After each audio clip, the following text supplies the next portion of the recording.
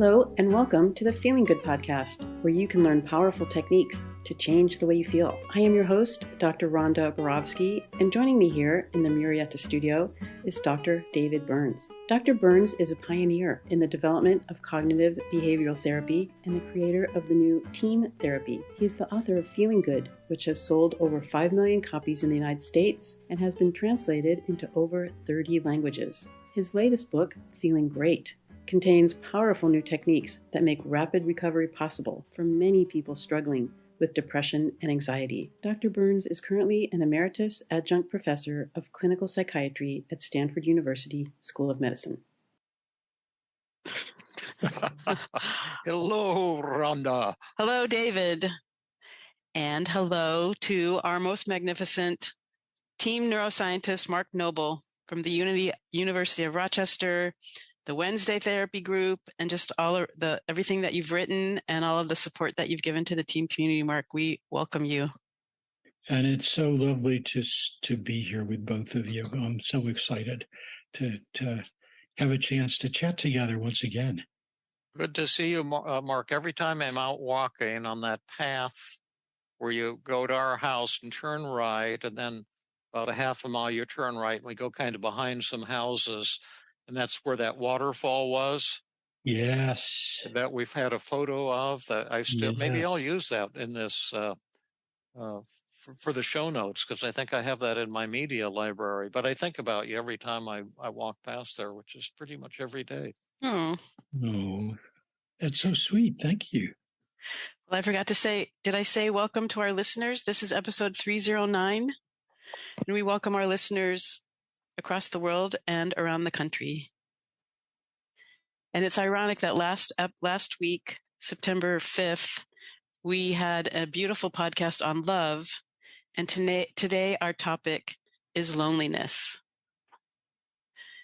We can title this one from love to loneliness.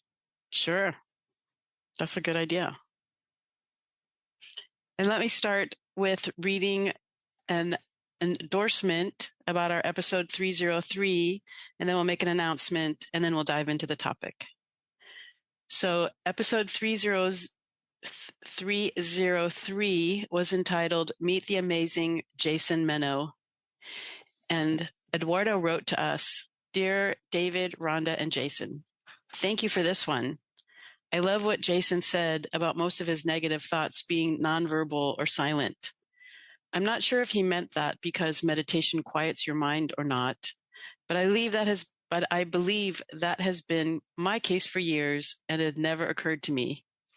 I almost catch this once, so I emailed asking what to do when there are no negative thoughts. Excuse me. I think Dr. Burns took the question up on one Ask David podcast and said that I should just make something up, and it has worked for me in some cases. Now I wonder, are there any other, perhaps new techniques to uncover these silent thoughts? It's great to meet you, Jason. I can relate a lot to you. I'm also an engineer, and I also made a mock Android app myself back in 2019.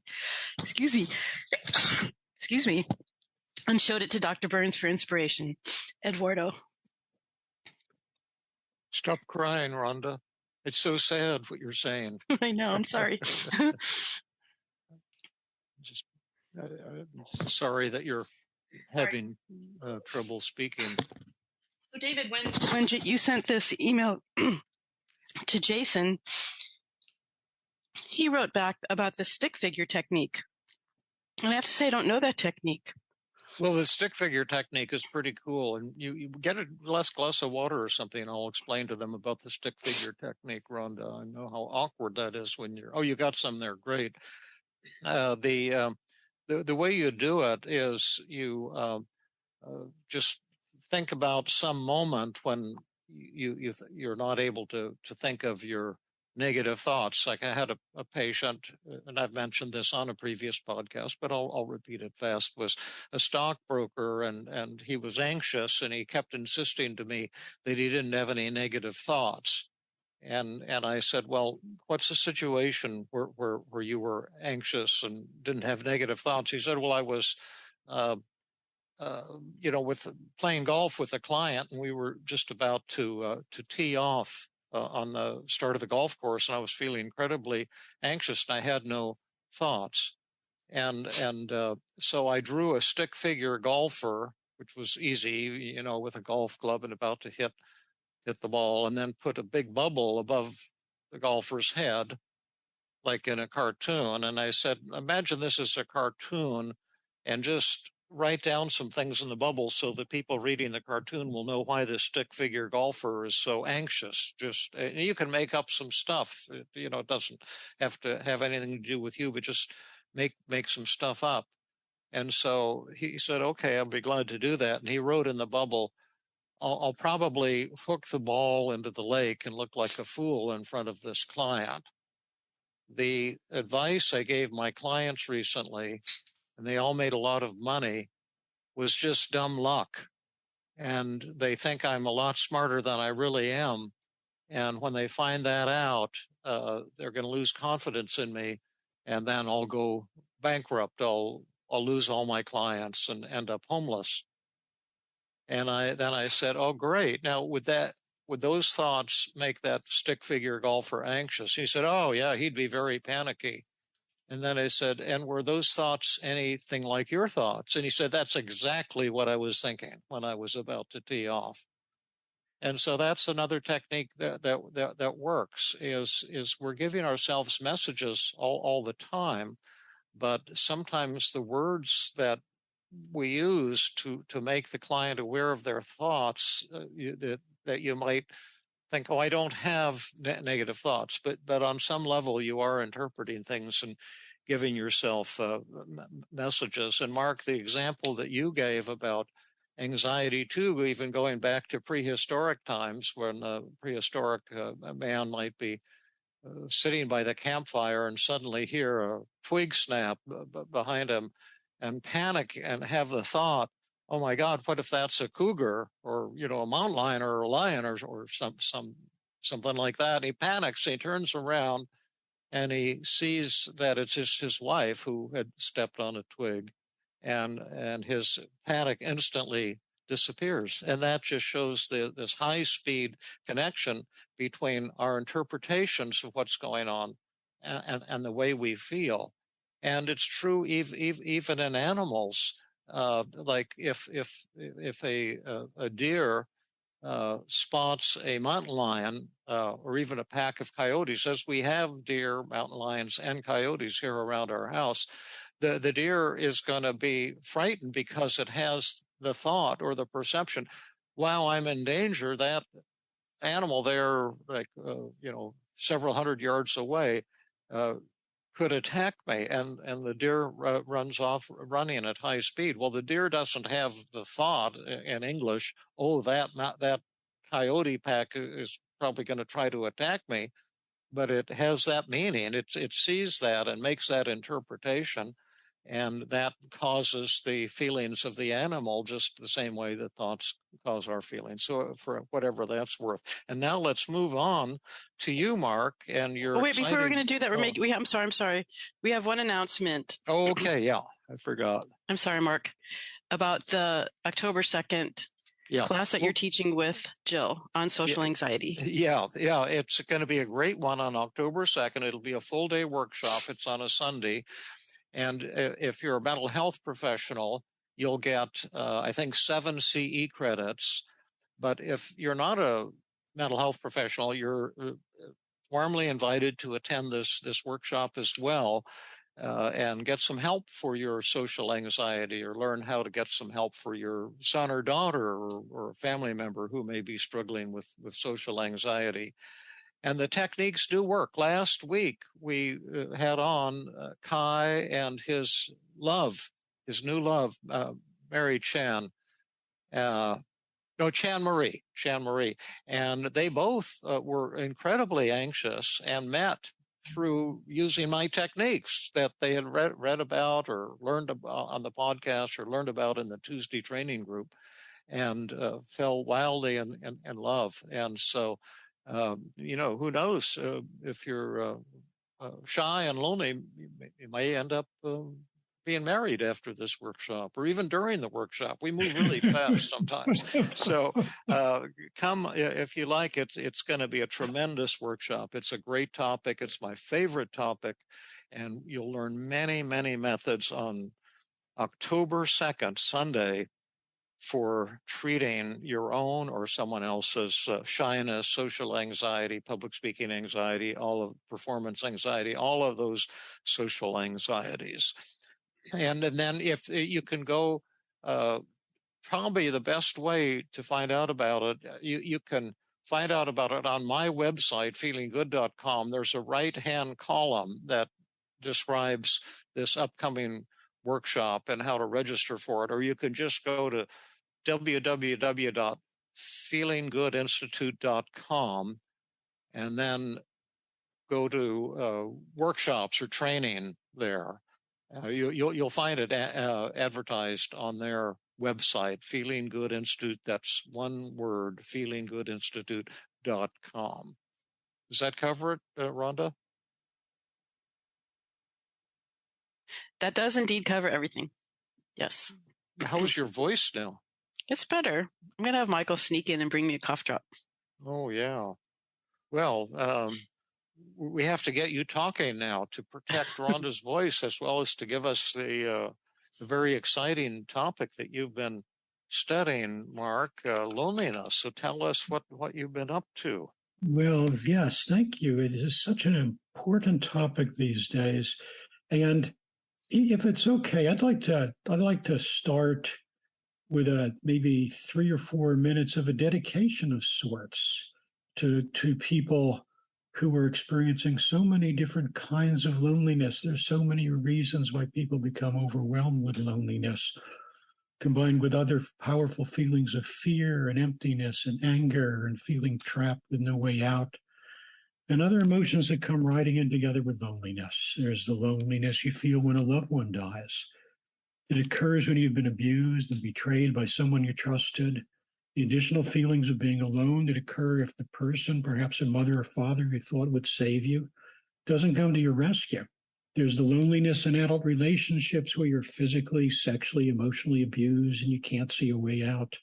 The loneliness of exclusion, the dreadful emptiness of being unwanted, the feelings when you're abandoned as a child with no one giving you the love you need, loneliness that occurs when parents divorce and you as a child don't understand what happened, the loneliness of being cut off and isolated, of being bullied, particularly if no one comes to your aid, the loneliness of a sexual identity not accepted by your family, of not being able to share terrible things that happen to you with anyone because you think they won't believe you. Or maybe you're ashamed of what happened, which is a frequent challenge for people who were abused as children, who were convinced by their abuser that somehow it was their fault.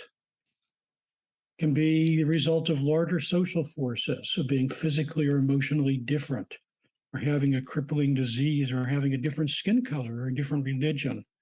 Loneliness of illness, of aging, of war, starvation, poverty, stresses of economic inequality, global warming, the COVID pandemic, which has contributed to loneliness. There's the loneliness of a dead marriage. Many people have written that there's no pain, no loneliness greater than that caused by infidelity in a relationship that one partner thought was secure. After all, you've given your trust to someone, exposed your vulnerabilities, and then when the lies are uncovered, your predictions of the world are shattered. You're left wondering how much else you believed in is untrue. It can upend your trust in everything that you think. And then there's questions related to all causes of loneliness, of how long the feelings have been going on. Did it start earlier in your life and continued since then? Was it brought on by an acute event? It all sounds so complicated, with so many roads leading to loneliness. And that can make it even seem hopeless to be able to develop treatment strategies when there's so many different factors that can contribute to loneliness. How can we possibly respond to all these different roads? Unless there's a place where all roads to loneliness meet, a place where we can make a difference in easing this pain, no matter the unique lives of each of us. So that's one of today's important messages.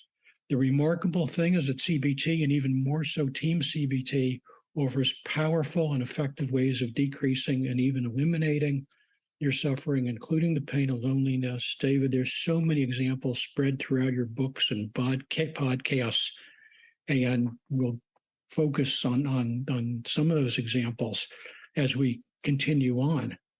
There's a second message, which is, why can Team CBT and CBT do this? Why don't we pause for just a minute, and then we'll go on to what you're about to say. But you've just given us chapter 1, and Rhonda has a couple very important questions for you, which you will now reveal. Well, you're starting to go into the why, but I am, maybe this is, like you said, that there's so many examples of how Team CBT eliminates loneliness. Could you give us a few of those examples? How? Well, that's what we're going to go on to discuss. Okay. And I think that the key thing, and this is what all of this reading and learning that I've been doing in the past few months on this topic, it leads to the second important message.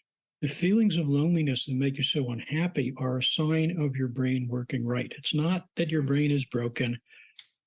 And this is, as with so much of what we talk about, this is critical to know. And we'll talk a bit about why this is true. So I think that's the baseline, chapter 1, as you say, David, of who is this for? And, we've got people around the world. We have what's called an epidemic of loneliness. We have countries setting up ministers of loneliness and ministries of loneliness, and books being written by major public health officials. And no matter what measurement we look at, we see loneliness is increasing. However we measure it, it's doubled and tripled since the 70s. And can I ask you a question on that? Yeah. Because, I'm sometimes a little bit of a skeptic about research, because I take the position that virtually all published research in the behavioral sciences probably isn't well done and shouldn't have been published, or most of it, over half of it for sure. But is there convincing evidence that loneliness is on the increase? People always interpret, why is loneliness on the increase? And then you look at the data and you find out, well, that's not really true that it is, but I'm not saying the studies are false.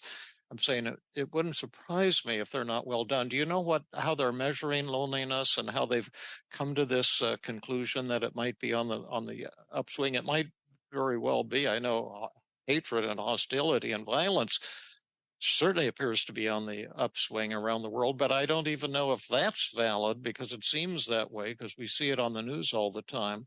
But that would be another issue involving, measurement. How are they coming to this conclusion? So the way that they're doing this is that there's 3 or 4 scales that people use to measure loneliness, and people use different scales, and they range from ones with 3 questions to one with 20 questions. They range from ones that ask questions directly of, are you lonely? There's ones that they ask that come in from the side. They ask about your relationships with others. And comparing across studies becomes very difficult if people are using different measures. But and there's also the problem that loneliness is in the news. It's in the public discussion. And that increases by itself the likelihood that people are going to say that they're feeling lonely. But,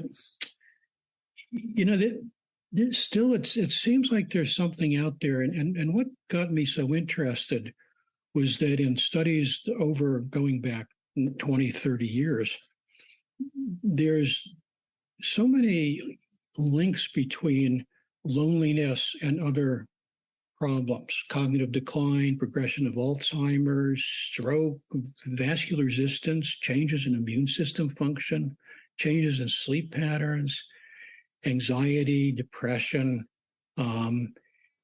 addiction or alcoholism.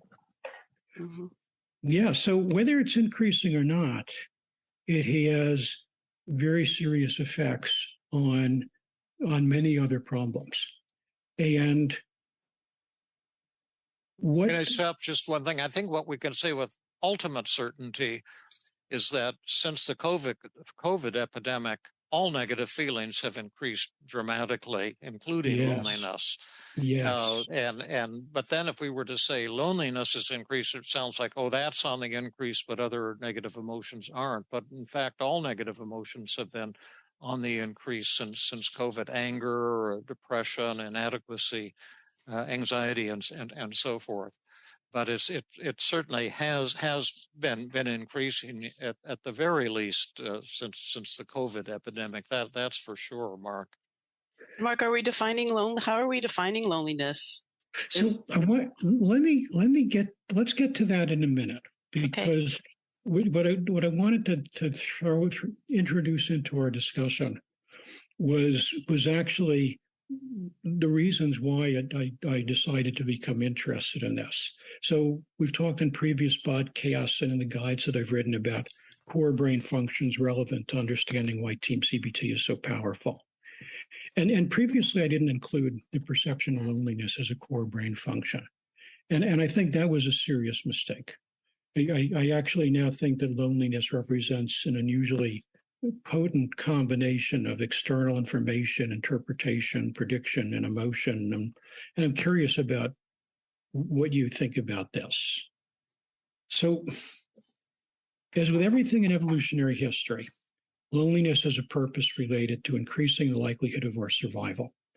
It motivates us to seek connections with others, and we are a social species. And that's critical in understanding loneliness.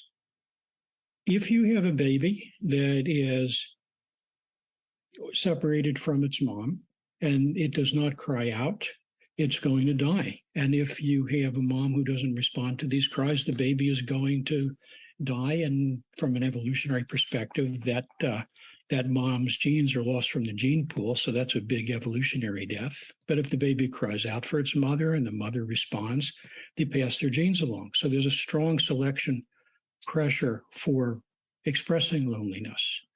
But it's more than that, because this has to continue on at later stages, because we are social species. And if you're excluded from the social group, this is deadly, because sociality provides mutual protection and assistance. If you're part of the troop, you have a much better chance of fighting off a predator than when you're alone. As George R.R. Martin, the guy who wrote Game of Thrones, wrote, "When the snows fall and the white winds blow, the lone wolf dies, but the pack survives." And we are motivated by loneliness to seek social connections. It's a lot like hunger, right? If we don't have food, we become hungry and we're motivated to seek food. Just like with hunger, if we get really hungry, we'll eat foods we might not normally eat. If we're really lonely, we might forge connections with people we might normally not forge connections with.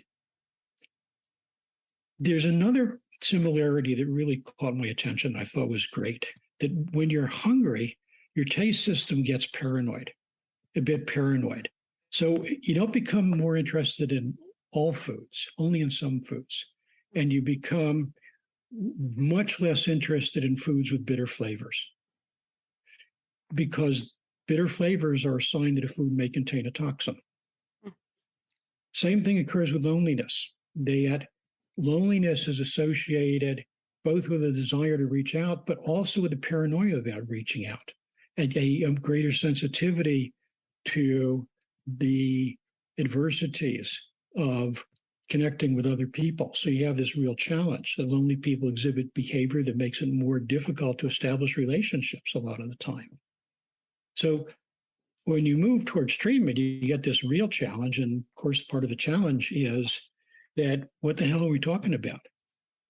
And if we talk to 10 different people, you might come up with 10 different definitions of loneliness. So here's the scientific definition as it currently is put out there. And I wonder what you think about this. One of the most widely used medical definitions of loneliness is the distress resulting from a perceived difference between the relationships you think you need and the way you understand the relationships that you have with others. So there's 3 layers of interpretations.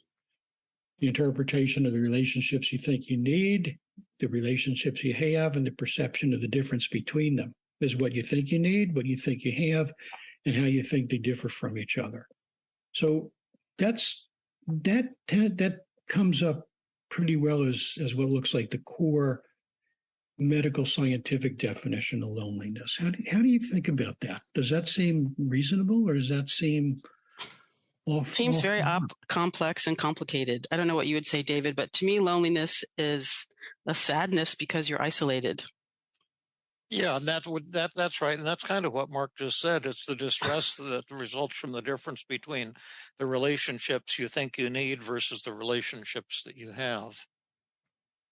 Right, Mark?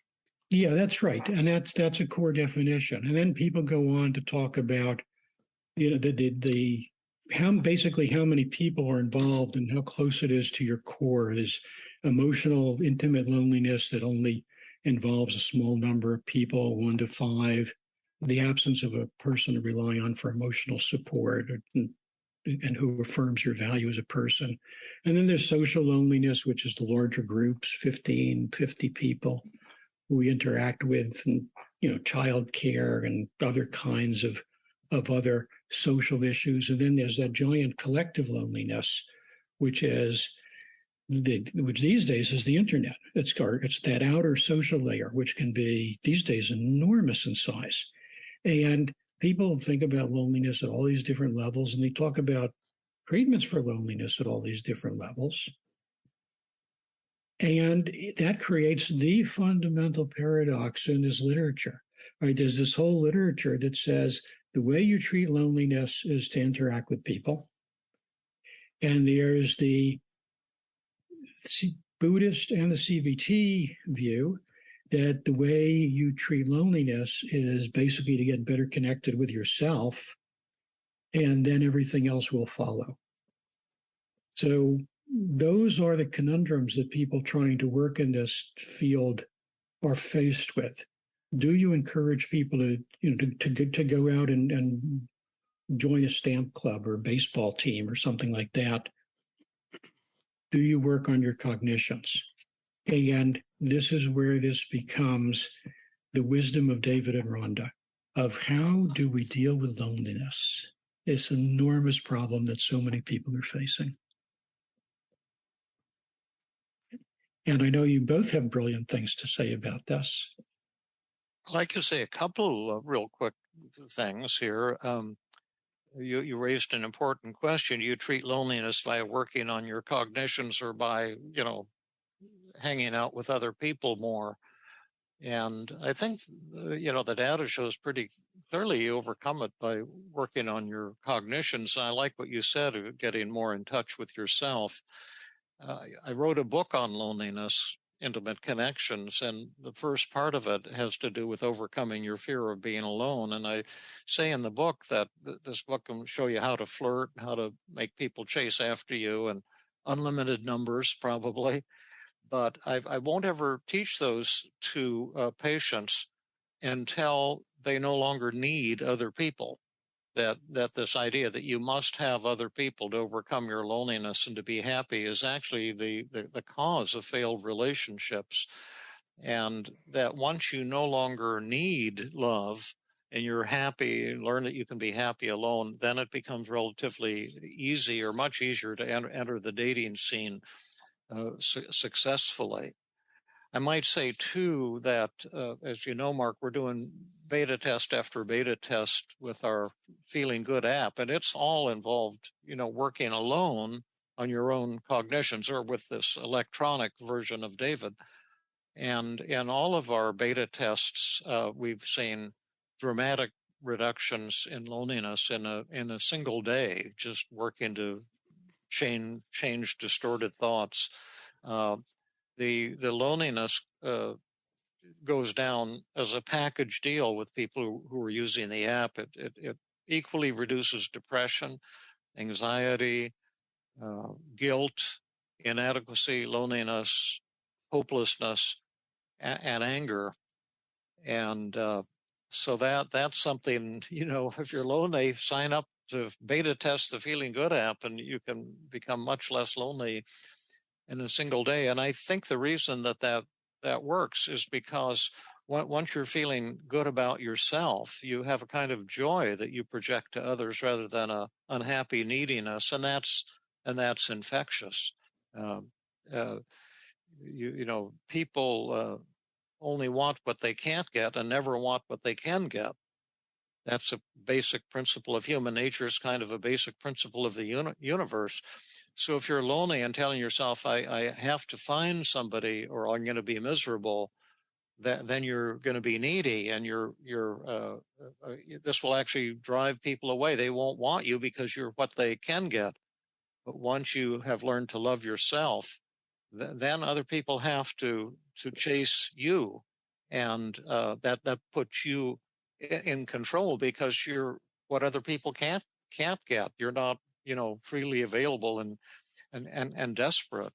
So that's kind of my thinking in a nutshell. I did learn two things when I was doing a little bit of research, mainly just for the fun of it. I created a loneliness test, and I gave it to a lot of people. I don't remember if I gave it to a lot of patients or people who were attending workshops, but I was curious about it. And one thing I saw was that loneliness was not related to people's closeness to other people or satisfaction with other people. In fact, there was as much loneliness in marriage as there was in people who were single or unmarried, unconnected, without an intimate, significant other. I thought that was interesting. And the Cosmopolitan magazine interviewed me and published an article years ago based on the interview called Loneliness in Marriage. And then another thing that I found in those days is I think I saw in research studies on depression that people who are not in loving relationships recover more slowly from depression than people who are married or who have a significant partner. And I think I saw that in a couple databases. I think that was a replicated finding. And then I do recall from reading the literature at the time that being alone, and I think especially in single women who do not have an intimate partner, is at the studies I was seeing at the time was associated with drastic impairments in life expectancy and health, that there seemed to be in adults, especially in women, as I recall, just dramatic differences in health outcomes in women who were single versus women in relationships. And I think one of the important studies at the time was conducted in Japan that I recall. And it was something like 20 years difference in life expectancy, something that seemed almost impossible. But have you seen data like that? See, I haven't looked at that literature for 40 years. Yeah, absolutely. It is. So loneliness is considered to be one of the major health risks, a greater health risk than obesity. It's right up there with smoking. It's shortening lifespan and increasing the likelihood of other diseases. So, David, you just said a lot of remarkable things that I want to ask you questions about. But first, I know that Rhonda has brilliant stuff to bring into this discussion. Well, thank you. So I think we talk about approaching therapy in two directions. Like one is internal, like talking about your cognitions, and one is external, doing what you can to make connections, like learning through the social anxiety. And so I would say that we do both as team therapists. But what you're asking too is, what do we do first? And I agree with David that first you do the internal work, identifying and challenging your negative thoughts, the cognitions, and then And that includes embracing solitude and building a connection with yourself before you can build a connection with others. And then you work on the external, where you learn how to make connections with other people. Yeah, one of the coolest tools that I created for this was the pleasure predicting sheet. And it was just a simple thing because so many depressed and lonely people have this belief, I can't be happy if I'm alone. I need love to feel happy and fulfilled. And just the simple thing of, and you can just Google to get my pleasure predicting sheet and just put David Burns pleasure predicting sheet, and then it'll show you how to download it from my website. But I'd have people schedule activities for pleasure, learning, or personal growth in the first column. And then in the next column, put who you're going to do that with. And if it's another person, you put their name. And if it's by yourself, you put, you're doing it with yourself. You don't ever put alone, because it's impossible to do anything alone, because you're never alone. You're always with yourself. So you're looking at activities with others versus activities with yourself. And then you predict how satisfying they're going to turn out.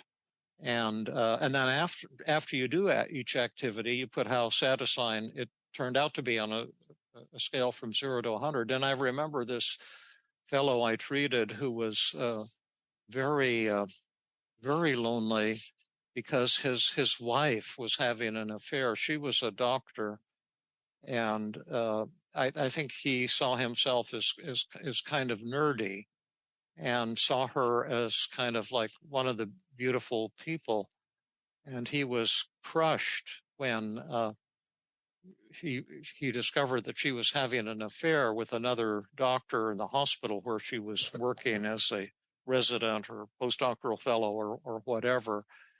And then he was coming to me for treatment. And he had this idea, I can't be happy without, Martha's love, or whatever her name was. And he really believed that. And of course, that it was that belief that was making him unhappy. And at first he was very skeptical when I told him it's possible to be happy when you're alone. And he just thought I was crazy or being cruel or whatever. But eventually I got him working with the pleasure predicting sheet, and he was surprised to discover the things he'd been procrastinating on and putting off, when he started doing them, they were very rewarding. And then he had a meeting with his wife, and he thought it was going to be so wonderful. And she told him that she was filing for divorce, and it was one of the most miserable experiences he ever had.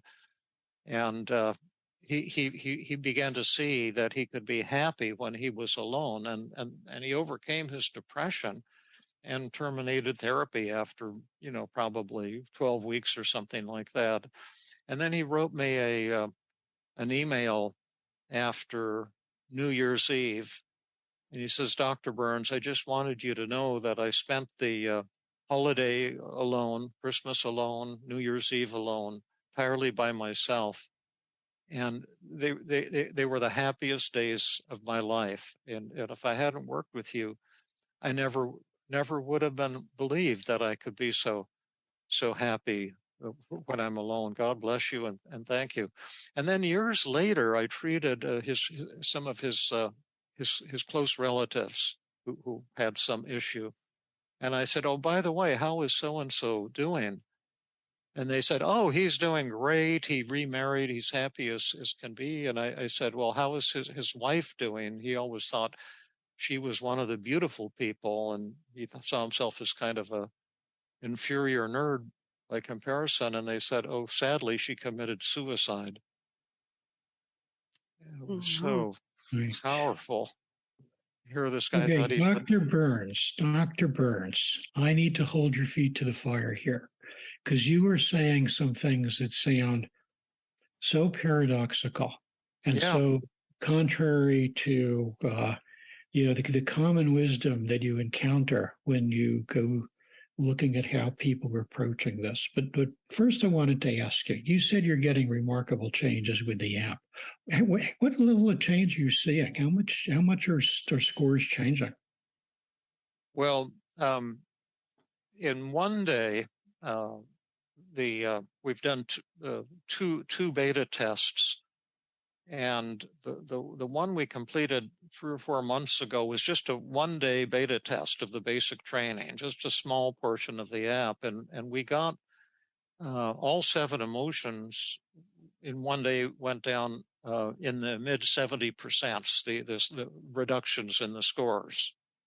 So like if someone had say a 50 out of 100 on loneliness, that they would go down, let's see, 70% of that would be 35. They'd go down to a 10 or 15 on that scale in 1 day.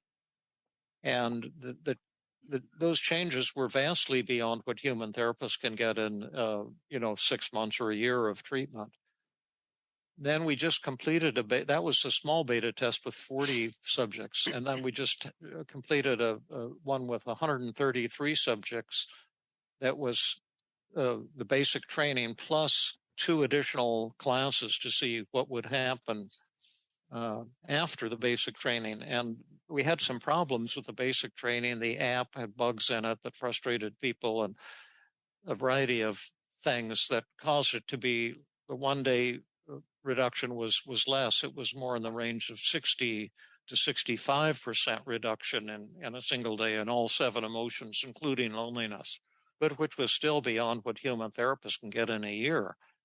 And then in the follow-up time, we're analyzing the data in 2 ways. And so I can't say that this is absolutely the gospel truth yet, but if you analyze the data, what's called ordinary least squares, just say the people who stayed to the end, a lot of them dropped out along the way. They didn't do the whole 2-week treatment. And so you wonder if the people who aren't there at the end are biased or different from the others. Maybe the ones who dropped out didn't do as well, or maybe they did better and dropped out. And so by just ordinary least squares, you ignore that and assume that the people at the end are representative of the entire population. And that still showed maintaining that improvement from the first day was still like well over 60% improvement in all the different negative emotions.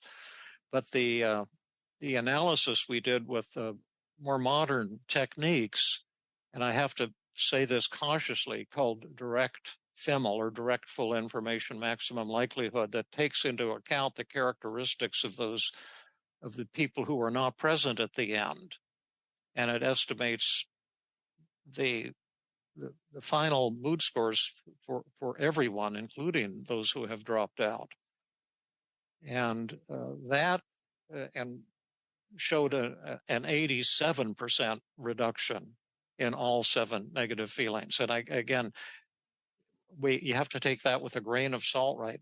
Because it seems impossible, even for a human therapist, to get results like that in 2 weeks. Although I see that typically in a single session, a 2-hour session.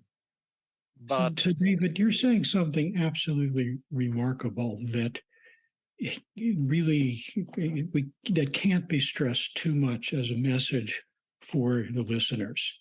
That if you or someone you love or someone who you're treating as a therapist is wrapped up in the throes of loneliness, that the place to start and the powerful place to start is by working on your cognitions, your internal perception of yourself, rather than trying to solve all these problems of finding relationships. Rhonda, do you think that David is just, making up some kind of sandcastle here? What's your experience? No, I completely agree with David. I mean, of course, he and the people he trained me.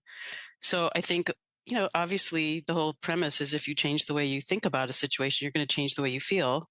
And that's the first step, including the measurement and giving empathy. Learning to love yourself and to enjoy yourself. And people think it's impossible. It's Barbara Streisand barks out that song, people who need people are the luckiest people in the world. So if you're lonely, she says you're very lucky. And of course, there is, as you pointed out, Mark, so wisely, a positive side to loneliness. Without it, probably the human race wouldn't have come into existence or prospered. But there's a real, distorted negative aspect of loneliness. I didn't believe, when I first heard Aaron Beck say, love is not an adult human need, I practically croaked. I said, I used to think he was a con man. Now I know he's a con man. This can't be true. And I had an intense negative feeling when he said that. But then I checked it out with several experiments by myself, staying alone for as long as a month. And I was just shocked to discover that the longer I was alone, the more euphoric I became. And some of the times I became so euphoric I could barely stand it. And but I treated myself well. I ate good food. I did things that I wanted to do. I read books that I wanted to read. I went places that I wanted to go.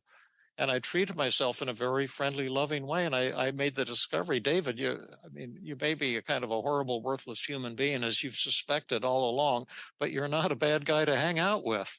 And it just freed me entirely of that belief that I somehow need other people. And it doesn't mean I don't enjoy other people. My gosh, it's great to hang out with you, Mark, and the way you've shared your life with us. It's just like a miracle. And then Rhonda, you came into my life, and you brought such joy, and you brought so much joy to more than 5 million people now who have listened to our podcasts. And so I love being with people. I love being with our cat. I love being with our family, but I also love being alone. I love sitting at the computer doing analyzing data, to tell you the truth. It makes me seem weird, and I am. But I get so euphoric. I woke up in the middle of the night last night with a new mathematical model about how to analyze the reliability and validity of some of the scales that we're using in the beta test. And I got so excited I could barely sleep the rest of the night. And I got up at 5:30 and had some coffee and jumped down and put the model on the computer, and it came out exactly as I had imagined it in the middle of the night. And I was just like, wow, this is fantastic. But I guess that's exactly, you're going back to the definition of loneliness, that medical model of loneliness, with the distress that you feel regarding the relationships you have versus the relationships that you think you need or that you want, or if you're feeling lonely and you're thinking I'm a bad person or there's something the matter with me, versus you're embracing solitude and you're enjoying your company and you're and you're experiencing pleasure when you're alone. Those seem like two vastly different and conflicted absolutely situations. And if you can experience pleasure when you're alone, then you have something to give other people. But if you're needy and think you can't be happy alone, then you want to take something from others. You want them to give you something, but they can't give that to you, and that makes your relationships constant disappointment, constant failure. So that ties into something. Huh? Yeah. Sorry, you go on, and then we'll come back to what I was just saying, but it's a pill that people don't like to swallow at first. Enlightenment is something that people are afraid of and fight against until you finally get it. And then you say, oh my gosh, this is better than peanut butter or something like that. But people are just afraid. They don't want to discover that they can be happy when they're alone. It's almost like it's a religion that you need other people to be happy and fulfilled. And if you don't believe that, some people think you're a pariah, as I thought when I first heard Aaron Beck make that statement. So I think that this ties into something intriguing that I came across in respect to this what's called gratitude practice. And there's a lot of people recommending that you carry out gratitude practice, be grateful for what the world he has given you, and that is supposed to be helpful as a part of mindfulness. But what some studies indicate is that there is one type of gratitude practice that is far more effective than anything else. And it's so effective that it actually can reset your emotions for several days. And that is to focus not on the gratitude that you have for others, but on the gratitude that others have for something that you have done. What a wonderful way to change your definition of yourself. And in fact, when people recommend going out and working with others, they don't recommend just joining a group. The more sophisticated approach seems to be, look, go out and work in a soup kitchen. Go out and do something where you are giving to others, where you're not asking others to give to you. You're not dependent upon them for approving you. You are going to provide to them. And when you do that, your image of yourself improves. You become a better person, as you say, David, for yourself to hang out with. Because you're providing a service to others. And I like how you say it's gratitude others have for what you've done, not who you are, because it's impossible actually in some ways to define who you are. And do we want other people to define us? But you're talking about actions and behaviors that are, like we all love to do, measurable. That could be a good behavioral thing to do. Can I question it without seeming like a horrible human being? You never seem like a horrible human being, so the answer is yes. Okay. Well, I think if I'm working with someone who's lonely and depressed, as my whole career has pretty much been, I guess, that I would not ask them to go out and work in a soup kitchen and help other people. That's throwing help at somebody, giving them advice, telling people what to do. And I would use the team model. I would start by measuring their feelings at the start and end of the session. I would empathize and try to provide warmth and support, let them vent and how awful it is for them. And then find out, what their goal is for therapy and what their negative thoughts are, have them do a daily mood log. And then I would do positive reframing, try to melt away their resistance, and then use a variety of techniques to change the way they're thinking and feeling. The data from the app, by the way, has confirmed what I've conclusion that I came to, I think about a year ago. I call it kind of the unified field theory of negative feelings. And I think the data in the app confirms this, and my clinical experience when I think about it confirms this, is it's impossible to change negative feelings without first changing the distorted thoughts that trigger them. And the other part of it is that it's impossible to change, to reduce your belief in your negative thoughts without reducing the way you feel. And that all emotional change, all of it, can only come by a reduction in the belief in the negative thoughts that trigger those feelings. That's the total explanation of all negative feelings, all causality of negative feelings, and all cure for negative feelings. And that any therapy that reports an improvement in negative feelings, assuming they're measured validly, that must involve a change in the negative thinking, even if the therapist isn't aware that they're changing the person's negative thinking. You can't change a negative feeling in any way, even through exercise will never change negative feelings unless there's a change in the negative thoughts of the person who's exercising. So this is such a remarkable message for people, that for those of you, I apologize, that's my phone. That happens to me sometimes too, and then I unplug it, and I sometimes forget to plug it back in. Let me turn it off. Well, again, David, I completely 100% agree with you that first you take the internal steps to challenge your thoughts. Yeah, and then you may have to still do things that are scary, like we learned last week. Right. Break through your loneliness, your social anxiety, and flirt with people, talk to people, use talk show host, do some shame attacking exercises. So, but without that first step of changing the way you think and developing some self-love, you can do all of the good works in the world and still feel like committing suicide, sadly. What a wonderful message for people. So for all the folks who are out there who are feeling such despair at being alone, not only are there approaches that work, but there are approaches that don't require you all of a sudden building a cohort of friends, and there are approaches that work by working on you, and there's straightforward approaches to do this that David, you and your colleagues have developed. This throws into, I think, chaos, the literature on loneliness. Here is this central brain function that is so important to understanding the evolution of us as social beings, that yet occurs in so many different ways, and yet this emotion too, like all the other emotions that you've been studying,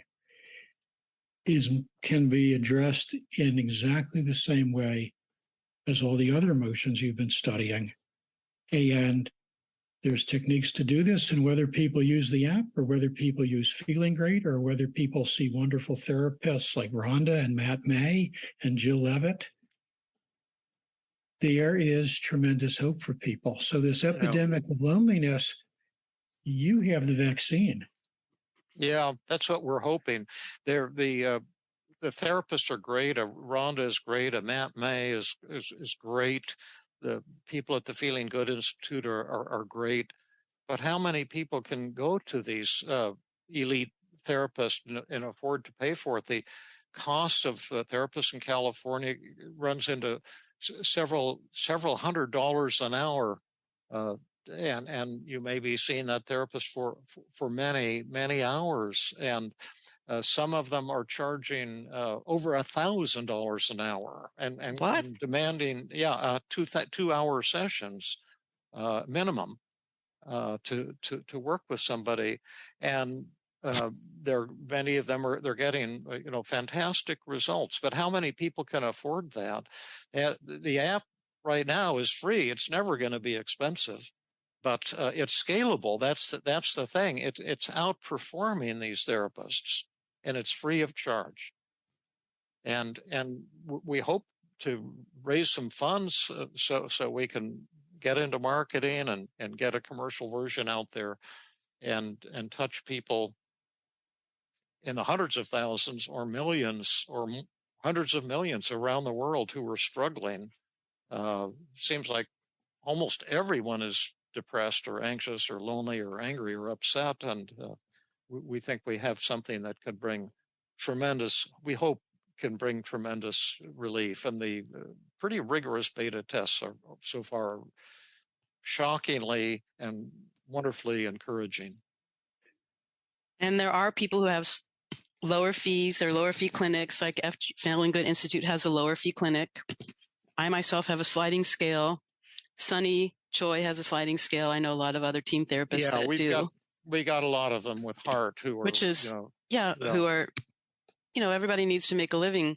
And I think that's right. The app is going to be fantastic, because there are going to be people in all parts of the world that don't have access to a therapist who can turn to the app.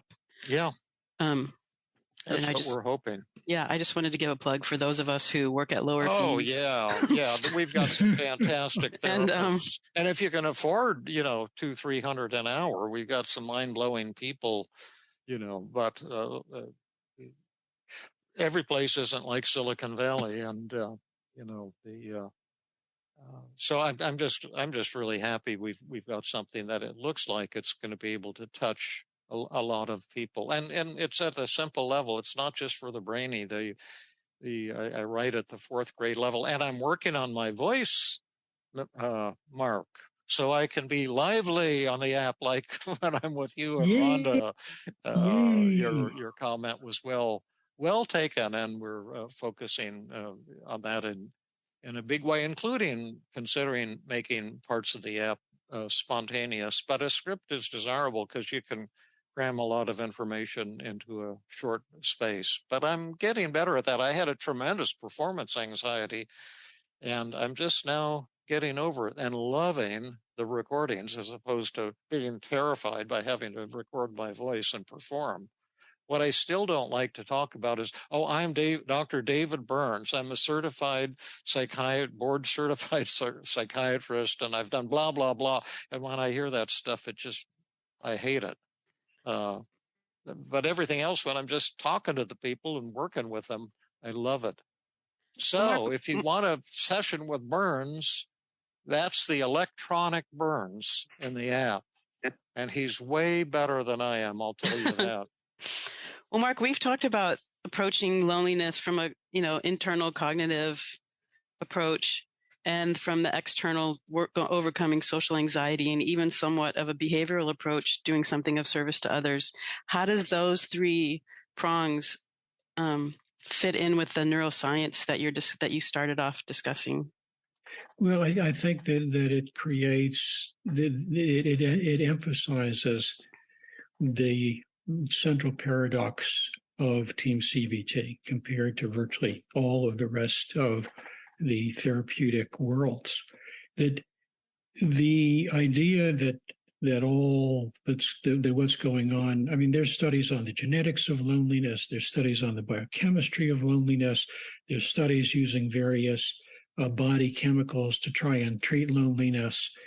And it's all sort of true, because what happens is because of chemicals. But the fact is that through this approach, you have control of your own chemicals. So not only are you your own personal microneurosurgeon, you are basically your own personal brain pharmacist, doing that in a highly structured, highly specific manner.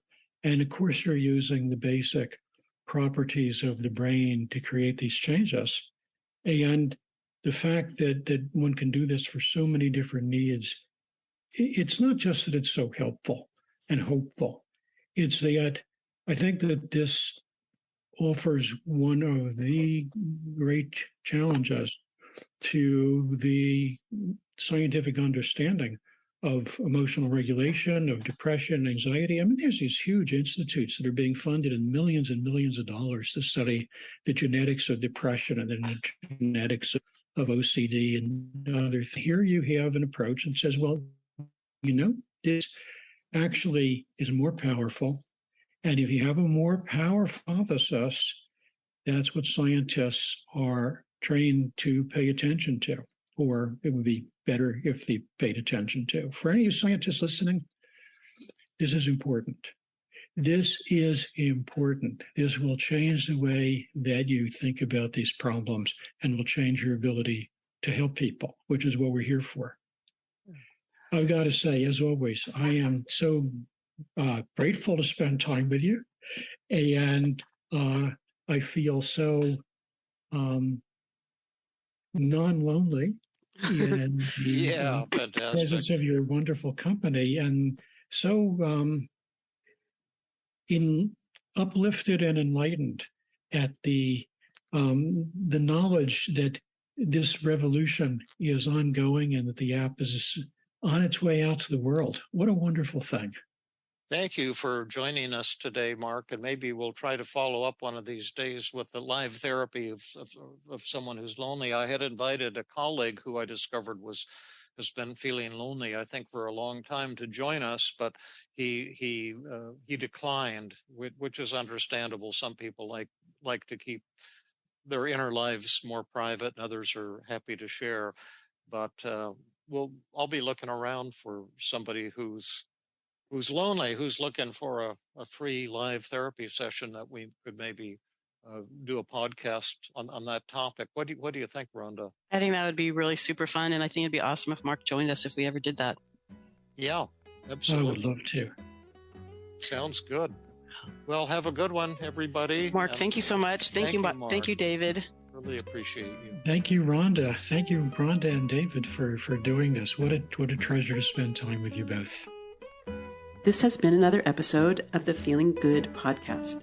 For more information, visit Dr. Burns' website at feelinggood.com, where you will find the show notes under the podcast page. You will also find archives of previous episodes and many resources for therapists and non-therapists. We welcome your comments and questions. If you want to support the show, please share the podcast with people who might benefit from it. You could also go to iTunes and leave a 5-star rating. I am your host, Rhonda Borowski, the director of the Feeling Great Therapy Center. We hope you enjoyed this episode. I invite you to join us next time for another episode of the Feeling Good Podcast.